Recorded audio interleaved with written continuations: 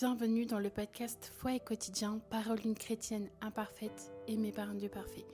Aujourd'hui, récemment, j'ai eu 30 ans et donc je me suis dit que j'allais faire un épisode seulement pour rendre grâce à Dieu de tout ce qu'il a fait pendant ces années en fait. Avant même que je le connaisse et surtout quand je l'ai connu et que je l'ai accepté dans ma vie. 30 années remplies d'expériences, de défis, d'épreuves, mais surtout de bénédictions. Et dans cette vidéo, dans cet épisode, je veux témoigner de la fidélité de Dieu en partageant avec vous 30 bénédictions qu'il a faites dans ma vie, parce que c'est vrai qu'en regardant en arrière, je réalise à quel point sa main a toujours été là, même quand je ne le voyais pas. Et j'espère que ce témoignage vous encouragera à voir aussi les bénédictions que Dieu a placées dans votre vie. La première chose que j'ai notée, c'est ma conversion, la plus grande bénédiction de ma vie. Je me souviens du moment où j'ai donné ma vie à Christ, j'étais perdue, brisée, sans repère, mais c'est là, dans l'obscurité, que Jésus m'a trouvée. Il m'a relevée, m'a aimée, alors que je me sentais indigne, et il a changé mon cœur. Aujourd'hui, je sais que ma vie lui appartient. Et pour appuyer tout ça, à chaque fois, je vais vous donner un verset. La Bible dit, si quelqu'un est en Christ, il est une nouvelle créature. Les choses anciennes sont passées, voici, toutes choses sont devenues nouvelles. 2 Corinthiens 5, verset 17. Et c'est véritablement ce qui s'est passé pour moi.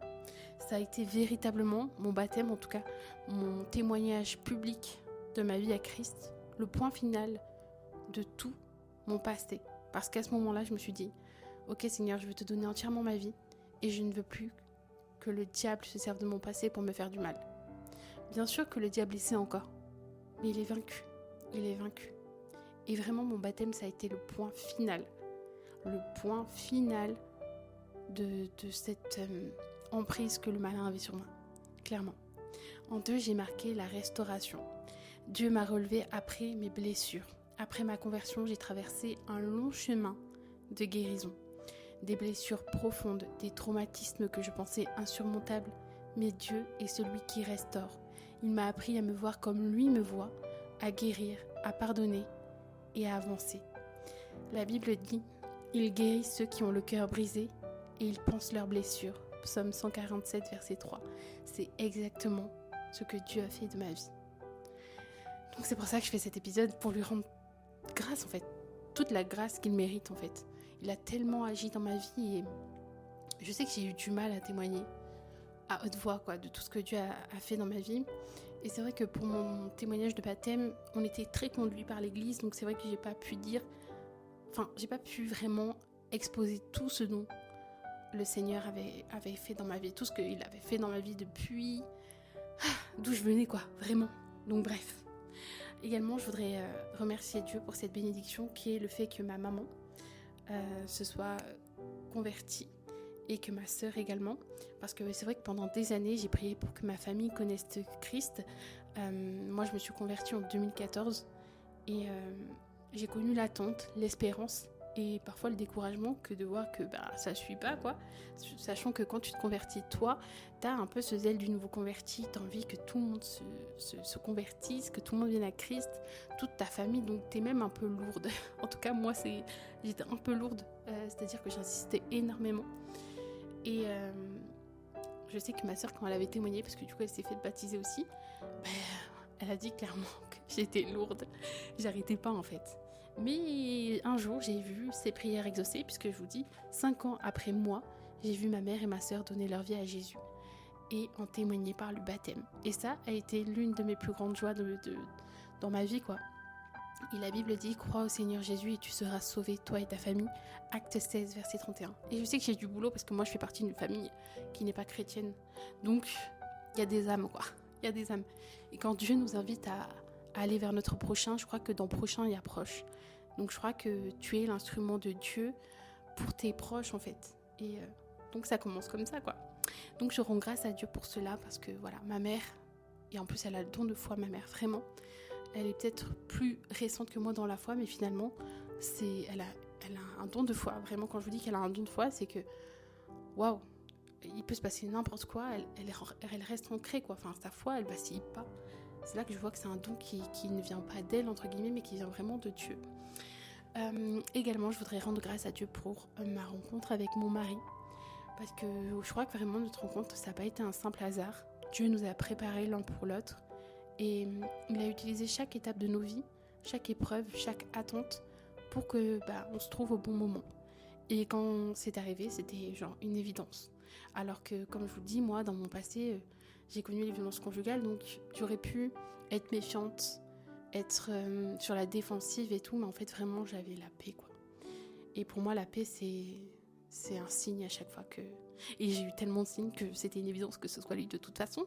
Mais bref, ça, on en témoignera dans un autre épisode. La Bible a dit « Ce que Dieu a uni, que l'homme ne le sépare pas ». Matthieu 19, verset 6. Également, je rends grâce à Dieu pour notre mariage parce que ça a été un combat et une victoire. Parce que c'est vrai que notre mariage n'a pas été simple à mettre en place. En tout cas, le mariage dit civil. Et parce qu'on n'est pas de la même nationalité. Et voilà, il y a vraiment des obstacles administratifs, des incompréhensions, des barrières. Mais voilà, Dieu était là et il nous a permis de traverser cette épreuve. Et voilà, aujourd'hui, notre union est un témoignage de sa fidélité parce que Dieu ne ment pas. Et la Bible dit que l'Éternel combattra pour vous et vous gardez le silence, Exode 14, verset 14. Et c'est exactement ce que l'on a dû faire. C'est vraiment tout abandonner dans les mains de Dieu, lâcher prise quant à notre mariage parce que c'était combattu, il y avait des grands trucs de famille derrière, bref. Mais Dieu a agi. Et du coup, on a pu se marier civilement. Après tous ces déboires administratifs, tout cet argent dépensé pour rien. Et vraiment, je rends grâce à Dieu parce que ma belle famille m'a vraiment bénie à ce niveau-là. Donc voilà, merci à eux également. Bien que voilà, c'est le Seigneur qui conduit toutes choses. Et lui, c'est tout. Mais bon, nous les hommes, hein. Également, je voudrais rendre grâce à Dieu parce que je suis passée par l'infertilité. Ça a été un combat, je pense, je dirais peut-être le deuxième ou troisième combat le plus dur de ma vie. En gros, j'ai connu l'attente, j'ai connu les doutes, les prières qui semblent sans réponse. Mais j'avais foi que Dieu tienne sa promesse. Et comme il l'a fait dans la Bible, il a eu ses promesses pour toutes les femmes qui étaient infertiles. Ou même dans la Bible, ça va plus loin, ça va au-delà de l'infertilité, c'est vraiment le terme stérilité. Je crois que Dieu n'a pas été sourd à mes larmes, qu'il avait un plan. Et même quand je ne le comprenais pas, il préparait mon miracle en fait. Et la Bible dit, il donne une famille à celle qui était stérile, il en fait une mère joyeuse au milieu de ses enfants. Psaume 113, verset 9. Et je voudrais rendre vraiment grâce à Dieu parce que il m'avait prévenu que ce serait compliqué pour moi. Et c'est vraiment après des années, quand j'ai fait le pas de m'inscrire pour une PMA, que le mois suivant, j'étais enceinte, pour vous dire. Donc, et je rends grâce à Dieu parce que en soi, je ne voulais pas passer par le corps médical. Peut-être parce que je me disais que j'avais pas la force psychologique. Et Dieu m'exauçait déjà. Et Dieu savait, en fait, Dieu sait toutes choses. Il savait ma condition, il savait qu'il fallait que je sois restaurée de tout. Il y avait un combat derrière et mon mari a combattu. Et bref, voilà, et Dieu a exaucé. Voilà, donc je rends grâce à Dieu pour ça, pour mon premier-né, mon fils. Également, donc je veux rendre grâce à Dieu pour la naissance de mon premier enfant parce que quand j'ai tenu mon bébé dans mes bras pour la première fois, j'ai compris que chaque attente, chaque larme que j'avais pu verser pour mon enfant, chaque prière avait un sens. Et je rends grâce à Dieu qu'il m'ait confié ce précieux cadeau. Et vraiment, voilà, mon cœur déborde de reconnaissance pour mon fils. Et c'est vrai que la grossesse pour mon enfant, mon premier-né, a été un combat du début à la fin. J'ai été malade du début à la fin, j'ai vomi du début à la fin, désolée. Mais voilà, et Dieu m'avait dit que ce serait difficile. En fait, il m'avait préparé quelque part en me donnant cette parole que ce serait compliqué, mais il m'a donné la victoire. Et voilà, la Bible dit « Voici, des fils sont un héritage de l'Éternel, le fruit des entrailles est une récompense. » Psaume 127, verset 3. C'était un combat, mais vraiment Dieu a agi. Parce que vraiment, pour vous dire un peu le tout, genre au début, pour mon fils, on m'a dit que c'était un œuf clair, qu'il n'y avait pas d'enfant. Au bout de 3-4 mois de grossesse, on me dit que je suis en train de faire une fausse couche. Et heureusement que j'avais un mari qui intercédait. Parce que moi, à ce moment-là, je n'avais pas la force. Autant physique, psychologique que spirituelle. J'étais à plat. Et voilà, donc je rends grâce à Dieu pour mon mari parce qu'il a intercédé de suite. Et il a dit que non, ça ne se passera pas comme ça. Et ça ne s'est pas passé comme ça puisque mon fils est né et que là, il a eu 3 ans récemment. Donc voilà, Dieu est au-dessus de tout et voilà, d'où l'importance d'avoir un conjoint qui a la même foi que soi parce que quand toi, tu te faiblis, lui, il agit, il prie et Dieu est là, quoi. Dieu fait grâce et mon enfant a vu le jour et mon enfant est né, quoi. Alors que ça s'est terminé par une prééclampsie, qu'on aurait pu mourir tous les deux. Mais non, Dieu a posé sa main et vraiment j'avais la paix pour mon premier enfant. Et voilà. Et pourtant, ça a été difficile. Je peux vous dire que dans cette période-là, c'est la première fois que j'ai eu une sorte, entre guillemets, de baisse de foi. C'était une baisse dans le fait de... Je sais pas si c'était vraiment une baisse de foi, mais c'était vraiment de me dire, Seigneur, pourquoi tu m'as donné un enfant si c'était pour me le reprendre, quoi. Vous voyez jusqu'où le diable va pour vous mettre des pensées comme ça. Mais j'avais au fond de moi toutes les promesses que Dieu avait fait à ces femmes qui étaient infertiles. Et je me suis dit non, Seigneur. Et heureusement, je vous dis, mon mari intercédait et ma mère aussi. Il faut que je rende grâce à Dieu pour ma mère parce que sans ma mère, voilà, pour vous dire, ma mère, elle me lavait. Ma mère, elle me lavait les cheveux. Ma mère, enfin voilà, parce que je n'avais même pas la capacité physique de me laver, pour vous dire. Donc, bref. Donc voilà. Je rends grâce à Dieu pour tout ça. Également, j'ai noté la naissance de mon deuxième enfant. Parce que Dieu a ajouté une nouvelle bénédiction, ce deuxième enfant, une nouvelle vie confiée entre mes mains. Et encore une fois, il a prouvé qu'il est fidèle au-delà de ce que nous pouvons imaginer. Pourtant, j'ai douté. Comme j'ai connu l'attente pour mon premier enfant, je pensais que j'allais repartir pour des années d'attente. Et donc, j'avais dit à mon mari, on va commencer les essais bébé à telle date. Et moi, franchement, je pensais vraiment repartir pour 2-3 ans, voire plus d'attente. Et en fait, comment vous dire ? Donc ça veut dire que j'ai douté. C'est là que Dieu m'a révélé, tu as douté en fait, quand tu dis ça. Repartir pour des essais, ça veut dire que tu as douté de moi. Et Dieu a fait grâce et je suis tombée enceinte dès que j'ai commencé les essais bébés de ma fille. Et là, Dieu m'a dit, tu vois, ce que j'ai accompli, c'est accompli. Donc, Dieu m'a donné la victoire sur l'infertilité. Voilà, ça n'empêche que je suis humaine et que j'ai douté. Et que voilà, je pensais vraiment repartir sur un processus d'attente et tout, mais Dieu m'a bénie en fait. Donc c'est pour ça que quand je me plains, parce que j'ai 2 enfants au bas âge et que c'est sportif, je me dis Seigneur merci, parce qu'en fait, toute l'attente et tout, et en fait tu m'as bénie, donc je peux pas trop me plaindre en vrai. Bien que voilà, je suis humaine, donc je me plains, mais voilà. Également, je veux rendre grâce à Dieu pour mon église et la communauté chrétienne en règle générale qui m'entoure. Parce que c'est vrai que Dieu ne nous appelle pas à marcher seul et c'est vrai que moi j'ai eu du mal avec ça, de par mon passif on va dire. Mais je crois que voilà, à travers eux, à travers les gens de l'église, j'ai expérimenté l'amour de Dieu d'une manière tangible entre guillemets. C'est vrai que quand je suis arrivée à l'église, je pense notamment à Elise qui m'a beaucoup écoutée alors que je sortais de violences conjugales. Enfin voilà, plein de trucs comme ça. Et c'est vrai que même si, étant de nature introvertie, c'est compliqué pour moi d'aller vers les gens, je rends grâce à Dieu parce qu'il y a des personnes qui vont au-delà de ça. Il y a des personnes qui ont transformé ma vie par leurs prières, et leurs prières par exemple pour mes grossesses ou lorsque ma fille elle a été en réanimation pédiatrique. Je veux dire qu'ils ne se sont pas attendus à elle est gentille avec nous donc on va prier pour elle. Non, ils ont prié pour moi, ils ont prié pour mes enfants alors qu'il y en a je les connaissais même pas. Vous voyez le truc ? Il y en a je les connaissais même pas. Et je suis de nature introvertie, ça veut dire que des fois je vais dire bonjour et des fois ça va être plus fort que moi, de loin ou tu vois, enfin c'est plus fort que moi, vraiment je vous dis. Et je sais que Dieu me travaille et que c'est aussi de par mon passif aussi, d'être méfiant, d'avoir peur qu'on me fasse du mal, etc. Mais voilà, petit à petit, Dieu me montre que oui, tu peux faire confiance. Bien évidemment que tu dois faire preuve de discernement, mais voilà, il est là. Et la Bible dit, nous qui sommes plusieurs, nous formons un seul corps en Christ et nous sommes tous membres les uns des autres. Romains 12, verset 5. Également, je voudrais remercier le Seigneur pour les portes qu'il a ouvertes pour partager ma foi sur les réseaux sociaux.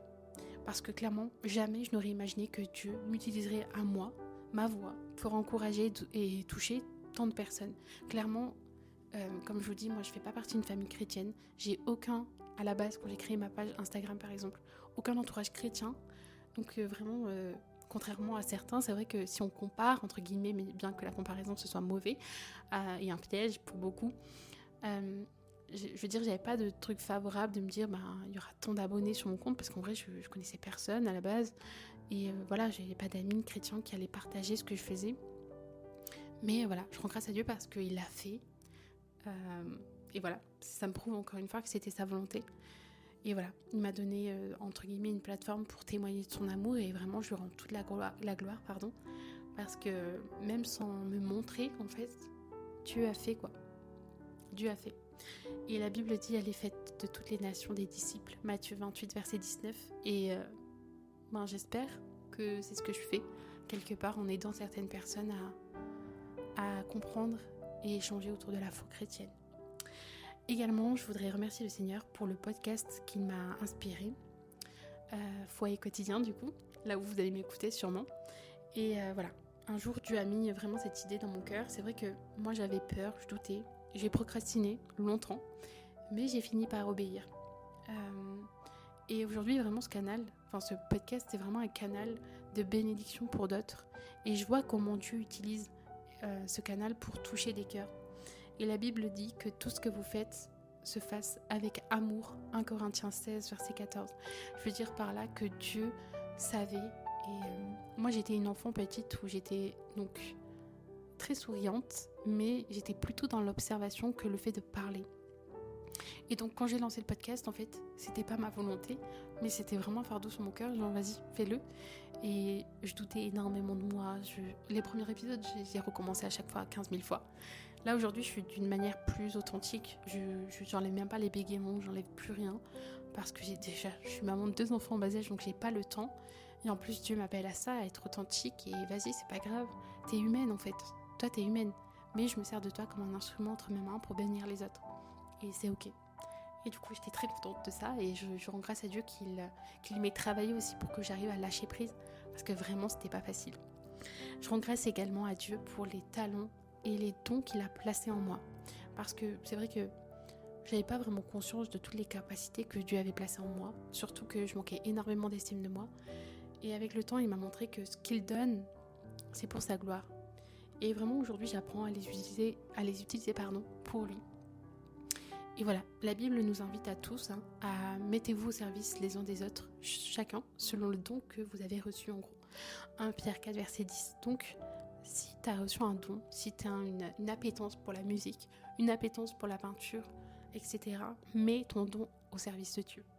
Je suis sûre que ton église a besoin de toi. Donc, n'hésite pas. Également, je voudrais rendre grâce à Dieu pour les épreuves. Vous allez me dire, mais... Parce que les épreuves, en fait, ça m'a enseigné. Chaque difficulté, en fait, m'a appris à m'appuyer sur Dieu, à le chercher plus profondément et à ne pas abandonner. Et aujourd'hui, je réalise que ces moments ont forgé ma foi et que c'est ce qui fait que ma foi est bâtie sur le roc, en fait.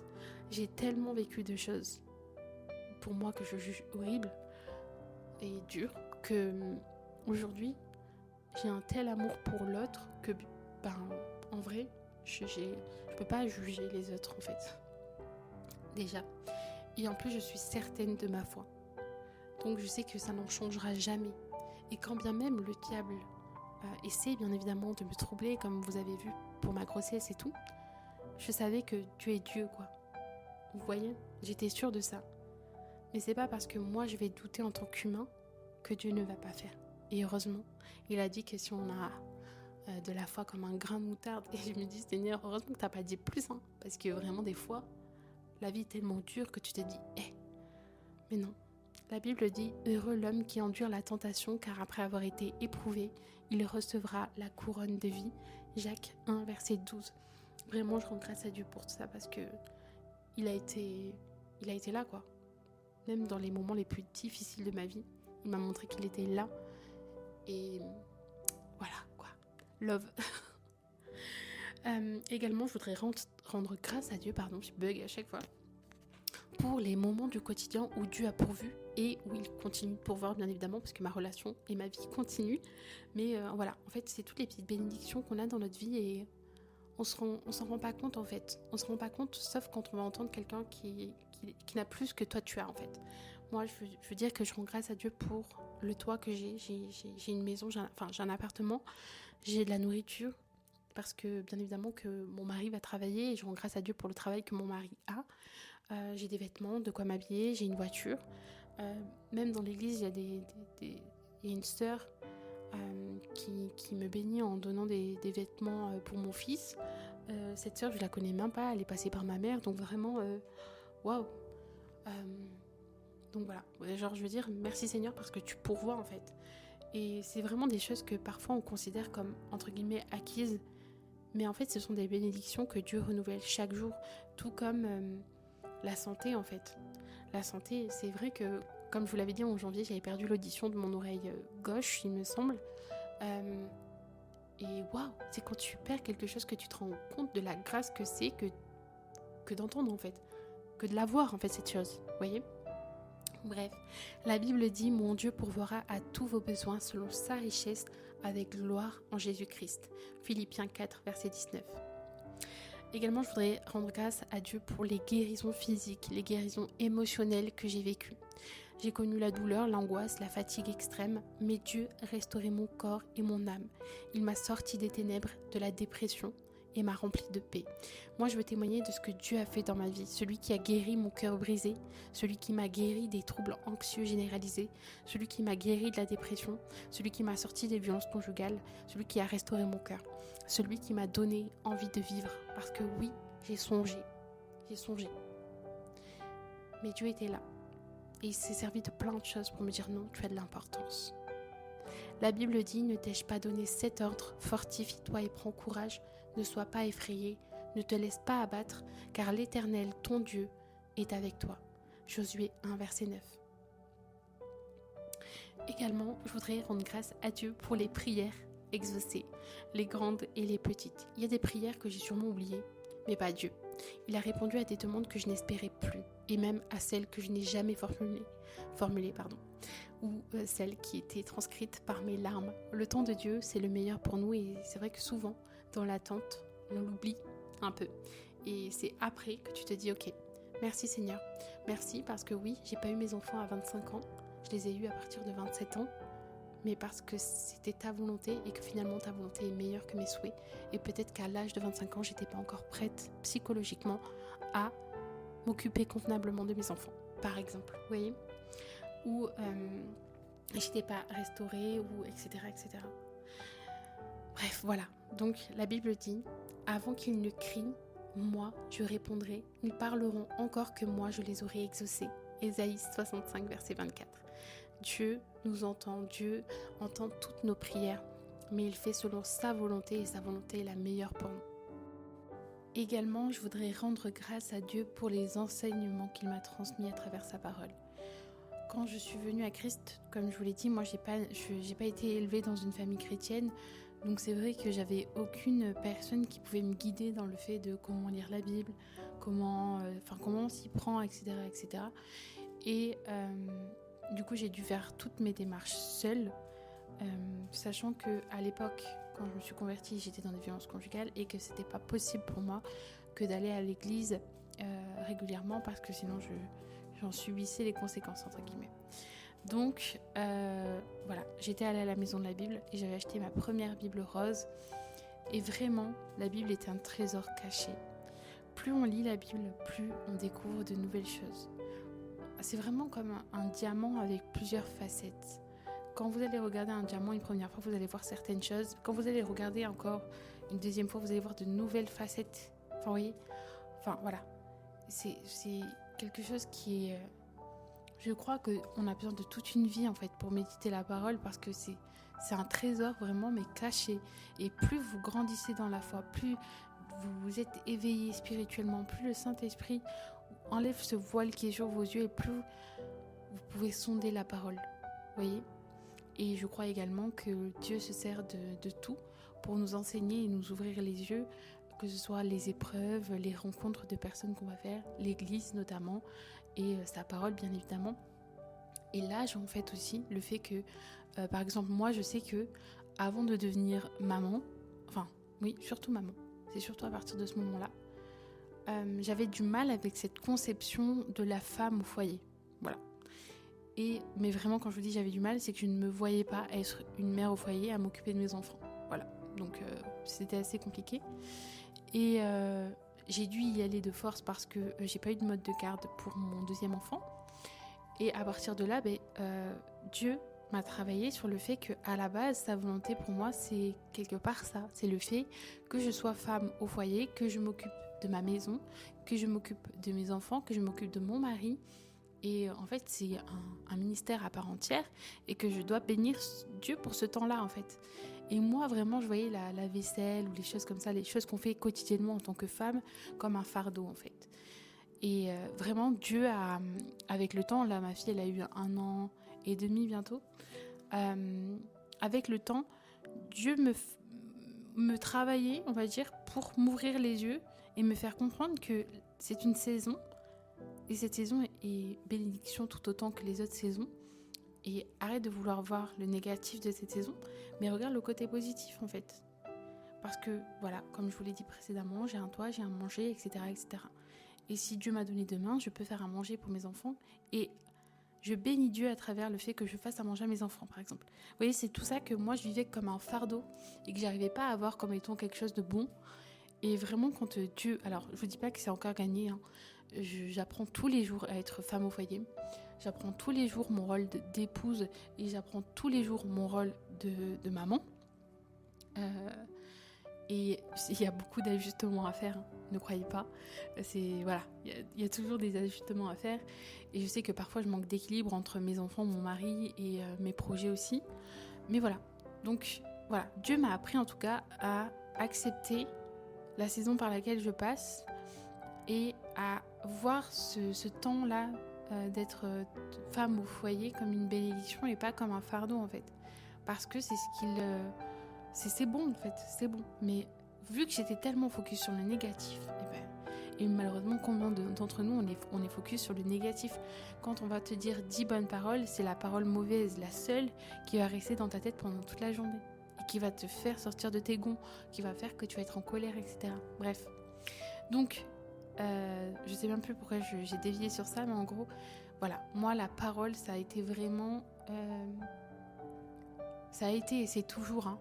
Mais je veux dire qu'au début de ma foi, il y avait ce zèle un peu du nouveau converti qui faisait que j'avais tellement soif que Dieu me guérisse, que Dieu fasse, que Dieu fasse, que Dieu fasse, que chaque chaque verset, ça a été vraiment comme une lumière sur mon chemin. Vraiment comme... il fallait que je lise ça à ce moment-là, en fait. Et progressivement, Dieu m'a aidé à voir la vérité, à voir que mon environnement n'était pas sain et j'ai pu quitter les violences conjugales. Mais ça a pris du temps, hein, entre ma conversion et le fait que je quitte corps, âme et esprit, parce que les violences, c'est tellement sur tous les aspects que voilà, pour moi, il m'a fallu totalement 5 ans, bien que j'étais détachée physiquement de la personne, il y avait une sorte d'emprise. Donc voilà.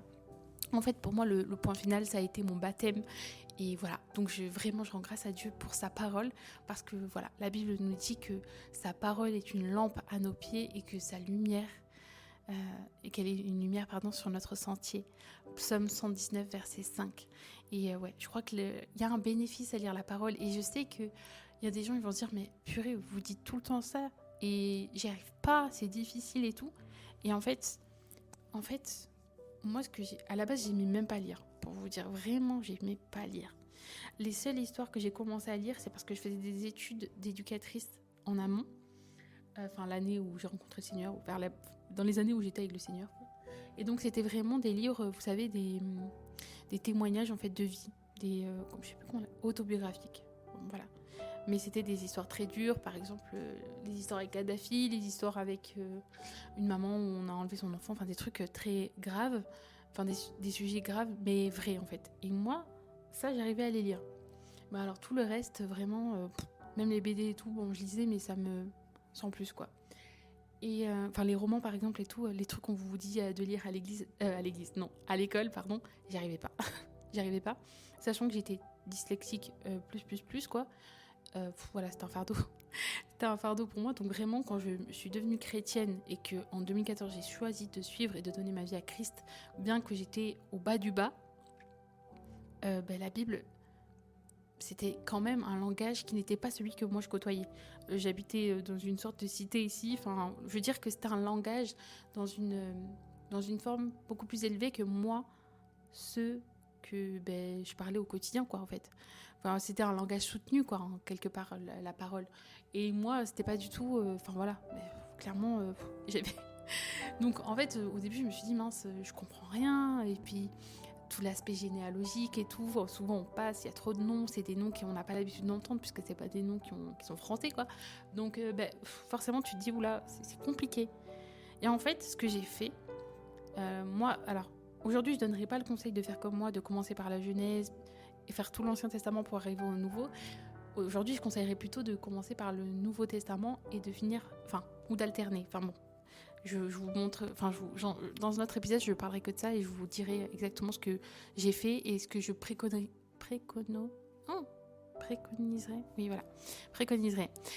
Bref, mais en tout cas, je veux dire par là que c'était tellement difficile, mais je me suis donné, en fait, je me suis donné quelque part le moyen, dans le sens que j'avais tellement envie de connaître Dieu et j'avais tellement soif qu'il me guérisse, qu'il agisse dans ma vie.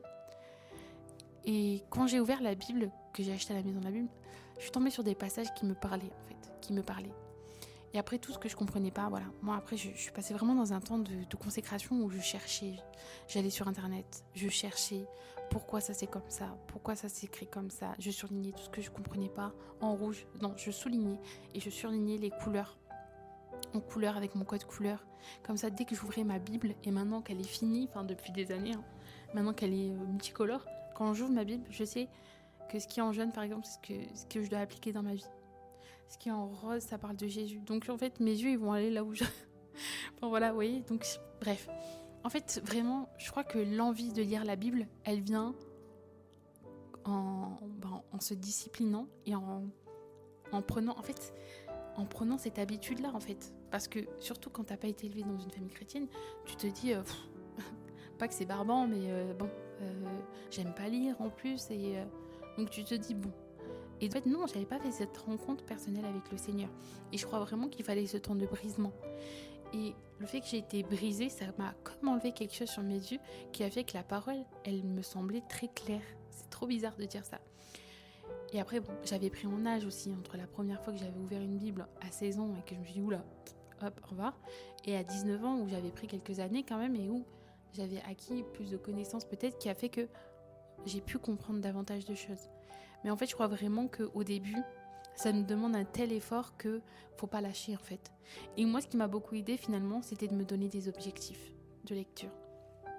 Parce que j'aime bien me challenger, j'aime bien être disciplinée, j'aime bien remplir des cases, j'aime bien cocher que j'ai bien lu ça. Donc ça, c'est en tout cas pour moi, ça a été quelque chose qui m'a aidé à croître dans le fait de lire ma Bible. Et voilà. Après, également, il y a tout ce qui est vidéo YouTube avec EMCI TV ou d'autres. Parce qu'il y a des églises également qui font des enseignements sur Internet, ou même des personnes qui sont très peu connues, qui parfois sont source d'énormes connaissances sur la parole, et notamment sur l'hébreu et tout. Bon, ça, voilà. Peut-être pas au début de la foi, mais vraiment, je crois que si vous avez soif d'apprendre, il y a énormément de bienfaits à chercher, à fouiller, et à se renseigner davantage, à faire vos propres recherches. Et après, vous allez apprendre à l'église en plus, et donc... Voilà, vous allez croiser vos trucs, vous allez dire ok, donc ça c'est ça, etc. Qu'est-ce que je voulais dire également ? Je voudrais remercier Dieu pour la protection qu'il me donne en tout temps, en fait, tous les jours. Parce qu'il y a eu des instants où on a évité des accidents de voiture avec mon mari, par exemple, le jour où on a prié pour un sans domicile fixe qui nous a demandé la prière. Cette journée-là, on ne devait même pas être à la gare. On s'est trompé de jour. Enfin bref, c'était n'importe quoi. Et on a prié pour cette personne. Et sur le chemin du retour, parce que je sais que l'appel de mon mari est lié à tout ça, la délivrance, etc., etc. Sur le retour, on a été attaqué directement. Mais quand je dis directement, c'est directement. Ça veut dire, on roulait pour entrer. Hop, sur la route, plus de lumière du tout. Et une voiture qui est arrêtée sans lumière, au beau milieu de la rocade. En gros, c'est un peu comme le périph' parisien. En gros, c'est 90. Et là, il y avait une voiture dans la nuit, sans lumière, arrêtée au beau milieu de la route. Je sais pas comment j'ai fait. Donc, je pense qu'il y a des anges qui étaient autour de la voiture, autour de nous, je sais pas. Mais j'ai dévié sur la gauche. J'aurais pu me prendre le tremplin, enfin le truc au milieu. Mais j'ai réussi à me remettre bien. Donc voilà, je sais qu'il y a un truc et tout, et je sais que Dieu, voilà, il nous protège. Je sais que moi, pour les premiers mois de grossesse, à chaque fois, je suis très attaquée et je manque à chaque fois de faire plein d'accidents. Enfin, on manque de me rentrer dedans, en fait. C'est même pas moi, c'est souvent, il y a des situations qui vont se passer comme s'il fallait que j'ai un accident, quoi. Trop bizarre. Donc, bien évidemment que je prie pour ça et que voilà, ça n'a pas abouti à chaque fois, mais j'ai remarqué qu'il y a des moments où ça tente, quoi. Mais voilà, Dieu a toujours protégé, Dieu a toujours mis sa main sur moi. Et voilà, donc je te dis que la Bible dit « L'ange de l'Éternel campe autour de ceux qui le craignent et il les délivre ». Psaume 34, verset 7. Je vous donne des psaumes, comme ça je me dis, enfin des psaumes ou des versets autres, mais comme ça je me dis que vous pouvez noter. Et si vous avez une situation dans laquelle ça peut peut-être vous parler, je sais pas. Bref. Également, donc moi franchement je le dis à chaque début d'épisode, je ne suis pas parfaite. Je ne suis pas parfaite. Ça fait 11 ans que je suis dans le Seigneur, mais je ne suis pas parfaite. Rien qu'avant-hier, je me suis emportée et encore que j'ai gardé ma maîtrise de moi-même. Mais voilà. Donc, ça veut dire que ma colère n'a pas été au-delà en m'amenant faire un acte qui pourrait être un péché. Mais voilà, je sais que ce n'est pas encore ce que Dieu veut que je sois. Et que voilà, je dois encore apprendre à travailler ça, la maîtrise de soi, parce que c'est un fruit de l'esprit et que c'est ce à quoi j'aspire. Mais voilà, donc je ne suis pas parfaite, Dieu travaille en moi et notamment, je crois que Dieu m'aide à mieux aimer et à aimer même mes ennemis. Et c'est pas facile. Quand Dieu nous dit de bénir nos ennemis, quand Dieu nous dit de ne pas rendre le mal par le mal, c'est pas simple dans un monde où j'ai l'impression que la violence est exacerbée, quoi. Donc voilà, Dieu me travaille, il m'aide à être plus patiente, à ressembler davantage à Jésus. Voilà, donc rien que pour ça, je le remercie parce qu'il y a du travail. Il y a du travail. La Bible dit « Revêtez-vous d'entrailles de miséricorde, de bonté, d'humilité, de douceur, de patience. » Colossiens 3, verset 12. Également, je rends grâce à Dieu pour le pardon qu'il m'a appris à accorder et à recevoir. Franchement, pardonner, ça n'a pas toujours été facile. Et en plus de ça, à la base, dans mes croyances personnelles, moi, je croyais que le pardon, c'était...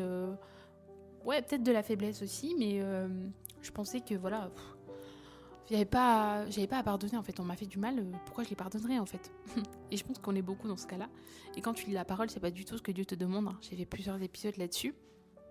Et donc ça n'a pas été un parcours facile, mais Dieu m'a montré à quel point j'ai moi-même été pardonnée par lui. À la croix, il m'a pardonné, il me pardonne tous les jours quand je fais je sais pas, quand je vous dis comme là, j'ai été impulsive à un moment donné. Dieu m'a pardonné, je me repente, Dieu me pardonne, il n'y a pas de souci. Et pourquoi alors moi je vais bégayer quand t'as pardonné mon prochain? Ok. Après, ce qui a été le plus difficile, ça a été, je crois que c'était le 10 mars, le 10 mars de l'an, je sais plus quelle année, 2019 je crois, je sais plus. C'est là vraiment que j'ai expérimenté vraiment le pardon. Ça veut dire que j'étais dans un séminaire où on parlait justement de tout ça, en fait, du pardon, d'être libre en Christ, d'être vraiment libéré de tout, de plus avoir de joug en gros. Et à un moment donné, dans tout ce process, il y a un moment donné où on nous dit de faire ce pas de foi, il y avait une croix dessinée, en fait, sur un tableau ou une croix découpée, enfin voilà, bref, je sais plus. Et en gros, on devait se lever avec... on devait d'abord prier, bien évidemment, demander au Saint-Esprit, au Seigneur, de nous révéler les personnes à qui on devait encore pardonner. Et après, on devait mettre sur un post-it le prénom des personnes et aller à la croix. Donc, c'est très symbolique, hein. Les déposer, en gros. Okay, en gros, vous déposez à la croix la personne à qui vous n'avez pas pardonné ou que vous vouliez pardonner parce que le Seigneur vous a révélé que vous n'avez pas pardonné. En gros, je ne sais pas si vous aurez compris, mais bref. Et donc moi, ce jour-là, je me suis levée et j'avais 3 post-it. Il y avait mon père, mon ex-toxique, là, et moi-même. Et quand j'ai fait ça, c'était un séminaire, je crois, qui durait 2-3 jours. Et à la fin du séminaire, on avait fait une table, en fait. Enfin, une table. On était tous ensemble et on devait dire les guérisons qu'on avait obtenues pendant ce séminaire de 2-3 jours. Et moi, en fait, au début, je me suis dit, c'est vrai que depuis... j'ai plus de crise d'angoisse. Et moi, je faisais des grosses crises d'angoisse, des grosses crises, vous savez, comme si vous alliez un peu mourir, genre vous êtes tellement oppressé que vous n'avez plus d'air, quoi. Enfin, vraiment des trucs qui donnent des effets physiques tels que ça vous fait mal, en fait. Et suite à ça, à la croix avec le pardon et tout, j'avais plus du tout de crise d'angoisse. Et moi, je me suis dit, genre, en fait, quand on m'a dit de témoigner, en fait, j'ai dit, en gros, j'ai plus ça. J'ai un peu douté, genre, mais j'attends de voir sur la durée, quoi. Bref, depuis ce jour, je n'ai plus jamais eu de crise d'angoisse. Mais quand je vous dis crise d'angoisse, c'est vraiment, comme je vous l'ai dit, Dieu m'a délivré d'un trouble anxieux généralisé. Ça veut dire que vraiment, c'était un degré tel que j'en souffrais. Voilà. Je souffrais vraiment. C'était pas des petites crises d'angoisse comme ça, parce que non, c'était vraiment un haut level. Hein. Vraiment, quand je vous dis que ça me faisait mal physiquement et je croyais mourir à chaque fois, quoi. Bref, et donc suite à ça, au pardon, j'ai pu être totalement libérée des crises d'angoisse, de ce trouble anxieux en fait généralisé, de tout mon corps, parce que mon corps souffrait en fait, et le pardon a été le point final. Donc je sais pas si vous avez des problèmes dans votre vie, mais peut-être que vous manquez de pardon. Peut-être pas, peut-être que c'est pas ça, mais je crois que dans beaucoup d'histoires, parce que quand je parle avec beaucoup de chrétiens, chrétiennes, même dans les groupes de parole de ma mère et tout, enfin de prière, pas de parole, il y a beaucoup de personnes, le point final de leur souffrance, ça a été le pardon. Donc, voilà, c'est juste une petite piste, si jamais vous avez des problèmes, peut-être qu'il y a des gens à qui vous n'avez pas pardonné et que pour vous libérer à vous, ce serait bien que vous pardonniez. La Bible nous dit « Supportez-vous les uns les autres, et si l'un a sujet de se plaindre de l'autre, pardonnez-vous réciproquement. » Colossiens 3, verset 13. Aussi, même si je ne suis pas qualifiée par mes propres forces, parce que voilà, je suis juste moi, Dieu m'a quand même utilisée. Et en vrai, son amour dépasse mes limites. Tout ce qu'il croit et qu'il voit en moi, ça dépasse ce que moi je crois de moi en vrai. Je sais pas si c'est français ça aussi. Voilà, ce que je crois en moi, enfin de moi-même, moi, en tant que Barbara, genre, voilà. Lui, il a une vision, le Seigneur, que moi, j'avais même pas à l'époque, mais il est quand même venu me prendre et me choisir moi. Vous voyez ce que je veux dire ? Et il m'a donné la capacité de témoigner de son amour malgré toutes mes imperfections. Et je crois qu'il veut le faire également avec vous. Donc rien que pour ça, je rends grâce à Dieu. En fait, c'est plein de petits trucs, mais je crois que... Voilà. Je vous dis 30 ans, 30 bénédictions. Je suis dans la phase de ma vie où Dieu a tellement fait, je suis passée par tellement de choses et en même temps, Dieu m'a bénie. Bien sûr qu'il y a encore Bien sûr que le diable tente. Il tente encore. Mais je veux dire que je sais où est ma foi, je sais en qui j'ai cru et ça change vraiment tout. Vraiment. Quand je vous dis vraiment tout, mais vraiment tout. Aussi, je voudrais rendre grâce à Dieu pour... En fait, je vois que par mon témoignage, il y a des personnes qui grandissent dans la foi. Je vois qu'il y a des gens qui sont encouragés, qui sont restaurés ou qui vont s'approcher de Dieu à travers mon témoignage, à travers ce que je vais partager. Et rien que pour ça, mon cœur est rempli de gratitude envers tout ça. Parce que pour moi, c'est une bénédiction immense que de voir Dieu agir à travers ma vie. Et Dieu agir à travers ma vie comme un instrument utile entre ses mains pour bénir la vie d'autrui. Je ne sais pas si vous voyez. Mais voilà, bref, la Bible nous dit que nous sommes la lumière du monde. Et il dit également, une ville située sur une montagne ne peut être cachée. Matthieu 5, verset 14. En gros, vous êtes des lumières, vous avez un témoignage si puissant. Ne vous cachez pas. Parce qu'il y a même une seule personne qui a besoin d'entendre ce que tu as à dire. Il y a une seule personne qui a besoin de recevoir ton encouragement parce que tu es passé par là où elle passe actuellement. Et que tu es la meilleure personne pour lui parler actuellement. Parce que tu sais, parce que tu la comprends, parce que tu sais mieux que quiconque qui n'aurait pas vécu la même chose. Et c'est pour ça qu'il faut rendre grâce à Dieu pour... En fait, souvent, quand on passe dans l'épreuve, on se dit, purée, c'est dur, pourquoi c'est moi, etc. Et en fait, nos plus grandes douleurs, souvent, c'est nos plus grands témoignages par la suite. Parce que Dieu finit toujours par agir, surtout quand tu t'en remets à lui. Et lui, vous le savez, ses projets, c'est des projets de paix et non de malheur. Également, je veux rendre grâce à Dieu pour les paroles prophétiques qui se sont accomplies dans ma vie. Dieu a parlé à plusieurs reprises à travers, par exemple, sa parole, à travers des rêves, des personnes. Dieu a parlé à travers même des inconnus à mon sujet ou au sujet de mes enfants. Et j'ai vu ces promesses se réaliser sous mes yeux. Et bien évidemment que ça participe au fait que ma foi en soit renforcée. Et ça me rappelle que les plans de Dieu sont des plans parfaits. Et la Bible dit que Dieu n'est pas un homme pour mentir, ni un fils d'homme pour se repentir. Ce qu'il a dit, ne le fera-t-il pas ? Nombre 23, verset 19. Dieu ne ment pas. Donc si Dieu t'a fait une promesse qui est en concordance avec sa parole, Dieu va l'accomplir. Donc ne doute pas, même si ça tarde. Ne doute pas. Ne doute pas, je sais pas, peut-être que tu es en période d'attente pour avoir un enfant, pour avoir un travail, je ne sais pas. Et moi, j'ai attendu très longtemps mon premier fils. Quelque part, vous avez tous les trucs, genre la médecine, qui parfois peuvent vous poser un diagnostic en mode, vous risquez de ne jamais avoir d'enfant, ou là, ça va être très compliqué. En fait, ça met des paroles dans votre tête que malheureusement, à force, vous allez finir par croire. Et si vous commencez à croire ces paroles-là, la foi, en fait, c'est la confiance qu'on met en Dieu. Ok ? Si votre croyance, elle est basée sur les mensonges que vous avez reçus dans votre tête, et vous n'avez plus la foi, en fait, pour ce que Dieu a dit dans sa parole. Quand il dit que les mères seront heureuses parmi leurs enfants, etc., etc.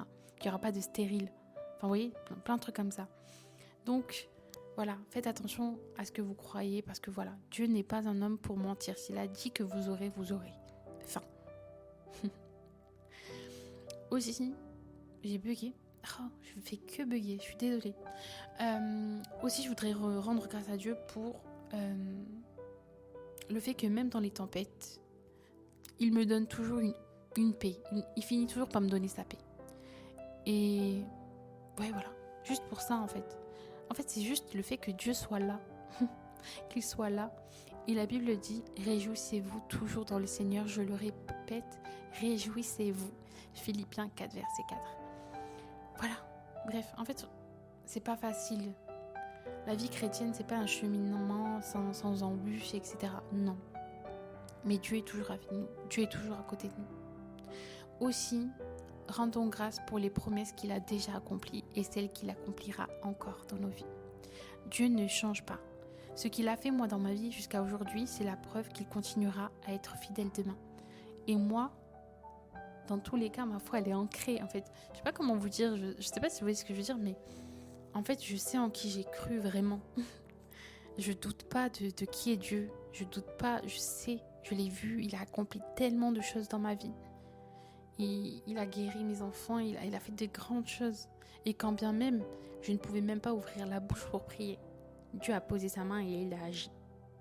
Et quand bien même des gens de ma propre famille m'ont dit, mais il est où ton Dieu là ? Quand j'étais en réanimation pédiatrique pour ma fille par exemple. Il est où ton Dieu ? Ça fait mal, hein ? Ça fait mal, parce que t'es seule chrétienne quasiment dans ta famille là. Et on te dit, il est où ton Dieu ? Genre, pourquoi il agit pas là ton Dieu ? Et là, t'as intérêt d'être ancré, parce que sinon le diable, il se joue de toi. Il se joue de toi. La Bible dit, l'herbe sèche, la fleur tombe, mais la parole de notre Dieu subsiste éternellement. Ésaïe 40, verset 8. En vrai, je sais même plus où j'en suis, donc en vrai, je sais même pas si il y aura 30 bénédictions, mais en gros, juste cet épisode pour vous dire que le simple fait d'être aimé de lui, de vivre sous sa grâce et de pouvoir dire « je suis sauvé, je suis son enfant, il prend soin de moi en fait et de ma famille », c'est la plus grande des bénédictions. Au-delà de tout ce qu'il m'a donné, le plus précieux en fait, c'est vraiment d'être dans sa présence, de savoir que je suis sauvée, que je suis aimée, que je suis son enfant. Rien n'a plus de valeur que ça en fait. Et se rappeler que oui, Dieu t'a tant aimé qu'il a donné son Fils unique à la croix afin que quiconque croit en lui ne périsse point, mais qu'il ait la vie éternelle. Jean 3, verset 16. Ça veut dire que Dieu t'a tellement aimé qu'il a donné son propre enfant. Et je sais pas si... Peut-être qu'il y en a, ils vont m'écouter, vous n'êtes pas parents encore. Mais c'est dinguerie. Dinguerie quand vous... quand vous devenez parents, c'est une dinguerie tellement vous expérimentez une nouvelle facette de l'amour inconditionnel. Et là, vous comprenez, waouh, ok, c'est donc ça. C'est donc ça l'amour que Dieu a pour moi. Et en plus de ça, la Bible dit que même si un père et une mère abandonnent son enfant, le Seigneur ne l'abandonnera pas. Ça veut dire que toi, l'amour que tu as pour ton enfant, un amour qui dépasse, mais vraiment, je ne peux même pas vous le décrire. C'est un amour qui est dingue. Même ça, le Seigneur dit qu'il t'aime encore plus que ça. Et pour donner son Fils unique, je peux vous dire qu'il faut aimer. Vraiment, il faut aimer. Il faut aimer. Et comme Anne qui a consacré Samuel au temple, elle a aimé pour le laisser partir dans le temple, auprès de Dieu, à servir Dieu. Enfin, vous voyez, il y a plein de parents, malheureusement, qui vont mettre leurs enfants sous un certain joug parce que par amour. C'est comme dans la Bible, je ne sais plus lequel c'est, qui a dit, mais je crois que c'est Pierre, qui a voulu quelque part empêcher que Jésus aille à la croix par amour pour lui. Il aimait tellement Jésus que par amour pour lui, il lui a dit, mais non, il y a peut-être une autre solution, quoi. Genre, tu n'es pas obligé d'aller jusqu'à la croix. Et là, ah bah oui, c'est ça. Après, tu as Jésus qui lui dit, arrière de moi Satan, parce qu'en fait, tu vas contre la volonté de mon Père, là. Donc, par amour pour toi, il y a des personnes qui peuvent t'empêcher d'accomplir la volonté de Dieu pour ta vie. Et malheureusement, parfois, ça peut être les parents, parce qu'ils ont peur pour toi, parce qu'ils veulent soi-disant ton bien, et que ça leur fait peur que tu partes aux États-Unis pour faire tes études, par exemple. Alors que Dieu t'y a appelé, tu vois. C'est tout bête, hein, mais c'est pour vous donner un exemple. Donc voilà, tout pour conclure, en gros, voilà, j'ai 30 ans cette année, j'ai eu 30 ans là, et vous avez vu énormément de bénédictions. Et je crois que, voilà, la route est longue, il y a encore des choses qui vont arriver dans ma vie, mais je crois que celui qui a commencé cette œuvre en moi va l'achever. Alors, même si toi qui m'écoutes, tu doutes, souviens-toi que Dieu est fidèle, il t'aime, il te voit et il agit déjà en ta faveur, même quand toi tu ne le vois pas. Et je vais conclure, j'ai du mal aujourd'hui. Je vais conclure avec Jérémie 29, verset 11, car je connais les projets que j'ai formés sur vous, dit l'Éternel, projets de paix et non de malheur, afin de vous donner un avenir et de l'espérance. Voilà. Juste pour clôturer, mais voilà, moi c'était juste un épisode pour rendre grâce à Dieu de tout ce qu'il a fait dans ma vie. Et il y a plein de choses, je suis sûre que j'ai oublié. Voilà, j'ai essayé de faire une petite trame avant, mais je suis sûre que j'ai oublié plein de trucs. Dieu a tellement fait dans ma vie, il y a tellement un avant-après, que c'est juste dingue en fait. C'est juste dingue. Le Seigneur a fait tellement. Et pourtant, moi avant, je me plaignais en mode, je disais, j'ai tant d'années de vie et j'ai tant d'années de malheur. J'ai trop souffert, j'en pouvais plus.